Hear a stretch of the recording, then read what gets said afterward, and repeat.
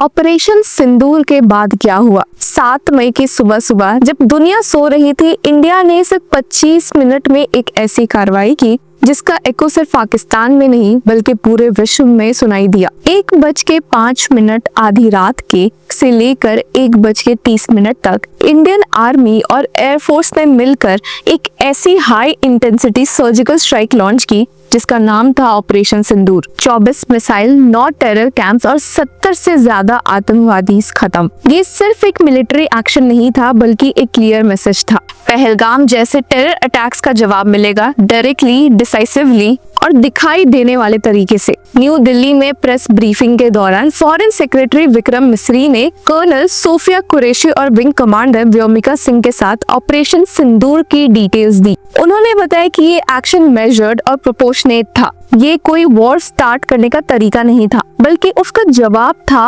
अप्रैल 22 को हुई Pahalgam terror attack का। कर्नल कुरैशी ने एक इम्पोर्टेंट बात बोली, ये ऑपरेशन एक स्ट्रेटेजिक शिफ्ट का सिग्नल था। उन्होंने कहा, for the last 3 decades, Pakistan has been constructing terror infrastructure including recruitment centers, training areas and launch pads across Pakistan-occupied Jammu and Kashmir and Pakistan. This operation was intended to dismantle those facilities and prevent future attack. इस operation से पहले intelligence reports ने clear indication दिया था कि India के खिलाफ और अटैक्स की प्लानिंग हो रही है। Our intelligence indicated that further attacks against India are impending. Thus, compulsion both to deter and prevent, and hence earlier this morning, India exercised its right to respond to deter such more cross-border terrorism. Our actions were measured and non-escalatory, proportionate and responsible. Strike targets का scale और intensity भी काफी important है। Missiles ने मुजफ्फराबाद, कोतली, भवालपुर, रवालकोट,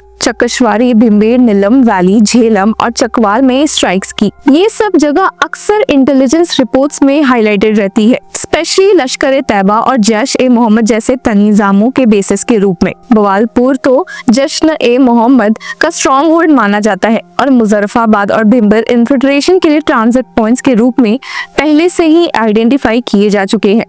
अब government के मुताबिक हर एक टारगेट एक्यूरेटली हिट हुआ है। UAVs के थ्रू रियल टाइम सर्वेलेंस से कंफर्म हुआ कि command centres, training camps, arms depot और स्टेजिंग फैसिलिटीज पूरी तरह से डिस्ट्रॉय किए गए हैं। स्पेशल बात ये थी कि किसी भी तरीका से पाकिस्तान मिलिट्री इंस्टॉलेशन को टारगेट नहीं किया गया। ये बताता है कि ऑपरेशन सिंदूर एक फोकस्ड एंटी टेरर स्ट्राइक था। अब यहाँ पर डैमेज का स्केल भी मैसिव है। ओवर 70 टेररिस्ट मारे गए हैं, 60 से ज्यादा घायल है। ऑपरेशन में ग्राउंड लॉन्च्ड और एयर लॉन्च्ड मिसाइल्स का सिंक्रोनाइज्ड यूज देखा गया है। एक तरफ जहां इंडिया ने कहा है स्पेशली कि ये अटैक क्लियरली सिर्फ टेरर इंफ्रास्ट्रक्चर को डिसमेंटल करने के पर्पस से था, वहीं पाकिस्तान ने पहले से ही पहलगाम अटैक में अपना इन्वॉल्वमेंट से इनकार कर दिया है। लेकिन इस बार इंडिया ने वर्ड्स के बजाय एक्शन का रास्ता चुना है। हालांकि स्ट्राइक्स के बाद एक बहुत ही बड़ा सिंबॉलिक मूवमेंट देखने को मिला पाकिस्तान से।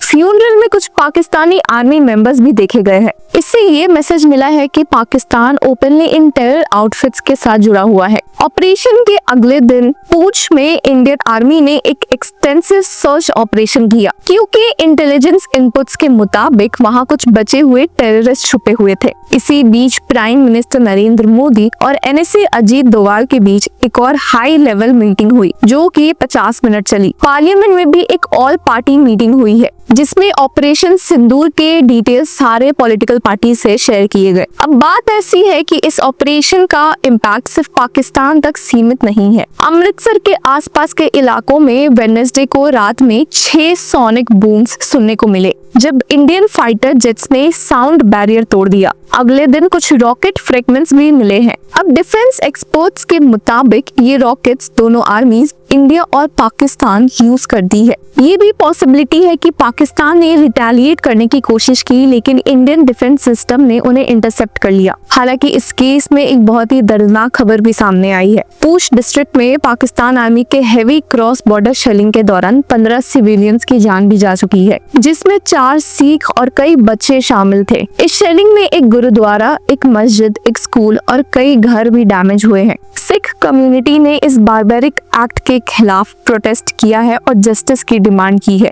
कंक्लूजन में सिर्फ इतना कहना काफी होगा कि ऑपरेशन सिंदूर सिर्फ एक रिटेलिएटरी स्ट्राइक नहीं था, ये एक नैरेटिव शिफ्ट भी था। इंडिया ने एक बार फिर से साबित किया है कि वो हमेशा टेरर के खिलाफ दिखेंगे।